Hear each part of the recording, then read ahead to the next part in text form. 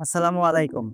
আমি ডাক্তার মোহাম্মদ আমিনুল হক পলাশ, একজন kidney medicine, dialysis ও উচ্চ রক্তচাপ বিশেষজ্ঞ। আজ আমি আপনাদের সাথে আলোচনা করব প্রস্রাবের পরিমাণ এবং এর রং সম্পর্কিত। একজন সুস্থ মানুষের প্রস্রাব দৈনিক গড়ে ১.৫ থেকে ২ লিটার পর্যন্ত হয়ে থাকে এবং এর স্বাভাবিক রং হচ্ছে হালকা হলুদ থেকে অ্যাম্বার কালারের। এবং বিভিন্ন কারণে এই প্রস্রাবের পরিমাণ এবং রঙের ভেরিয়েশন বা পার্থক্য হতে পারে। আমরা কতটুকু পানি খাচ্ছি এবং আবহাওয়ার তারতম্যের কারণে এটা হতে পারে। এবং প্রস্রাব কি কারণে কমে যেতে পারে বা কি কারণে বাড়তে পারে? দেখা যায় কিডনির কিছু গুরুত্বপূর্ণ অসুখ আছে যেগুলোর কারণে প্রস্রাব কমেও যেতে পারে, বাড়তে পারে। রাতে প্রস্রাব বাড়তে পারে, প্রস্রাবে কিছু জ্বালা-পোড়া হতে পারে, প্রস্রাব ঘন হতে পারে, প্রস্রাব আটকে যেতে পারে বা প্রস্রাবের কিছু রঙের পরিবর্তন হতে পারে।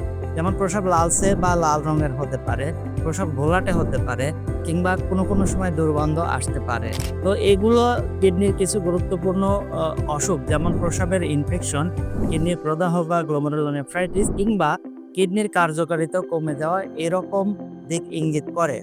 তবে আপনি একটা বিষয় জানা আপনার জন্য গুরুত্বপূর্ণ, যেমন আপনার প্রস্রাব কিন্তু আপনার কিডনির স্বাস্থ্যের একটি গুরুত্বপূর্ণ সূচক। সুতরাং যদি দেখা যায় প্রস্রাবের স্বাভাবিক পরিমাণের চেয়ে কম বা বেশি হওয়া কিংবা রঙের পরিবর্তন হয়, তাহলে এটাকে হালকাভাবে নেওয়ার কোনো সুযোগ নাই। এটাকে গুরুত্বপূর্ণভাবে নিতে হবে এবং অবশ্যই একজন কিডনি বিশেষজ্ঞ চিকিৎসকের পরামর্শ নিতে হবে এবং সেই অনুযায়ী কাজ করতে হবে। কারণ কিডনি রোগের অনেক সময় প্রাথমিক দিকে কোনো লক্ষণ থাকে না। সুতরাং এইসব লক্ষণ দেখা দিলেই আপনারা এগুলোকে হালকাভাবে না নিয়ে কিডনি বিশেষজ্ঞ চিকিৎসকের পরামর্শ নিবেন। তার পরামর্শ অনুযায়ী চিকিৎসা নিবেন। আশা করা যায় এটি আপনাদের নিরাময় হবে কিংবা আপনারা এটাকে নিয়ন্ত্রণে রাখতে পারবেন। সবাইকে ধন্যবাদ। আসসালামু আলাইকুম।